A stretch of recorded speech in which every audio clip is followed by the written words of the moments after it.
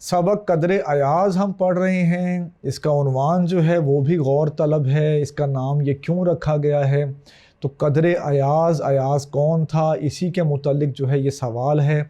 सवाल नंबर 7, इसमें हमसे ये पूछा गया है, आपसे ये कहा गया है आपसे कि अपने उस्ताद से पूछें महमूद अयाज की तलमीह के बारे में। उस्ताद से मालूमात हासिल करें महमूद अयाज की तलमीह के बारे में। तो हम बराह रास्त आपको ये बताने के बजाय कि महमूद अयाज की तलमीह क्या है, पहले जाते हैं बेस की तरफ, पहले जाते हैं बुनियादी बात की तरफ, और वो ये है कि तलमीह क्या होती है।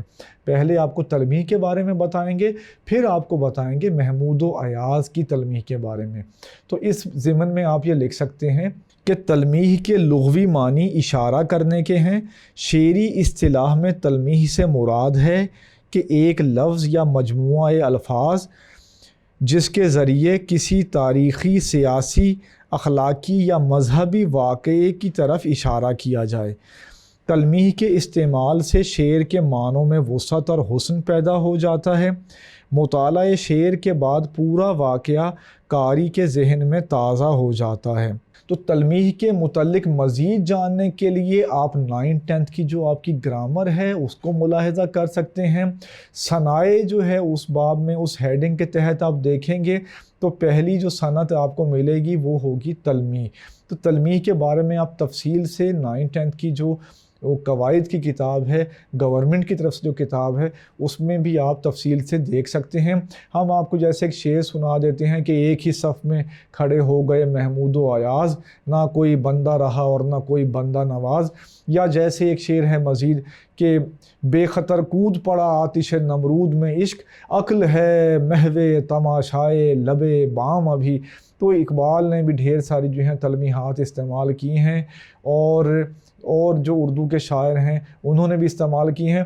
तो कर्नल मोहम्मद ख़ान ने कदर अयाज नाम रखा है।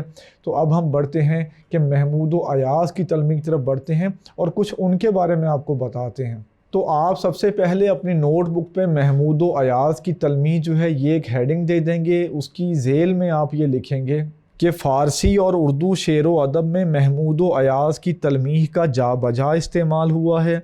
सुल्तान महमूद गज़नवी गज़नी के हुक्मरान सुबुक्तगीन का बेटा था। वो अपने वालिद की वफ़ात के बाद 998 में गज़नी का हाकिम बना। वो हौसलामंद और बहादुर शख्स था। उसने गज़नी की सल्तनत को वसअत देने के लिए हिंदुस्तान के हुक्मरानों से कई लड़ाइयाँ की। उसने हिंदुस्तान पे 17 हमले किए, जिसमें लाहौर और मुल्तान वग़ैरह को फ़तह करने के साथ सोमनाथ के मंदिर की तबाही उसकी तारीख़ी कामयाबी समझी जाती है। इसके बाद हम बढ़ेंगे अयाज के तारुफ़ की तरफ, ताकि हमें इन दोनों के तारुफ़ को मिला के उस तलमीह को समझने का मौका मिल सके। तो इसमें आप दूसरा पैराग्राफ बनाएंगे कि सुल्तान महमूद गज़नवी का एक वफ़ादार ग़ुलाम और मुशीर था जिसका नाम अयाज था। अयाज अपने आका पर जान छिड़कता था। महमूद ने उसे लाहौर का सूबेदार मुकर्रर कर रखा था।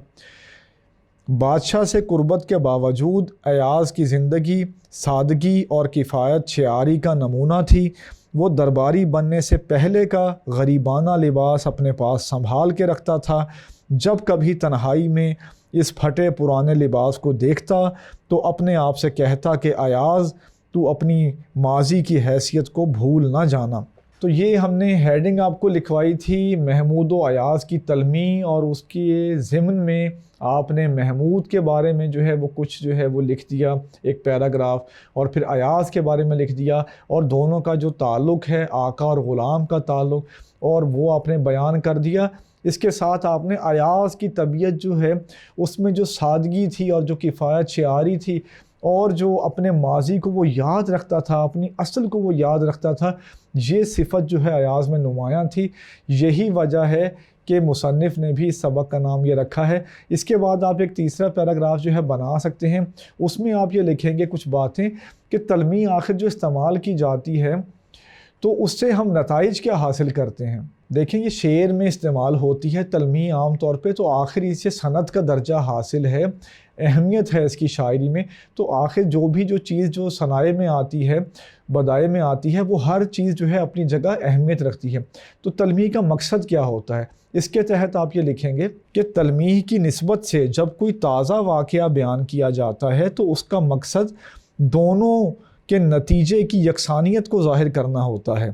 اس سبق قدر ایاز کی آخری لائن میں جب تلمیح کے طور پر یہ الفاظ استعمال ہوتے ہیں کہ ایاز اپنے اصلی لباس میں بھی ایسا معیوب نظر نہیں آتا تھا، تو اس کا مطلب یہ بنتا ہے کہ جیسے ایاز دنیاوی مقام و مرتبہ پا کر بھی اپنی اصلیت کو نہیں بھولا تھا، اسی طرح کرنل محمد خان ایک افسرانہ زندگی گزار کے بھی اپنے اندر کے دیہاتی کو فراموش نہیں کر سکے تھے۔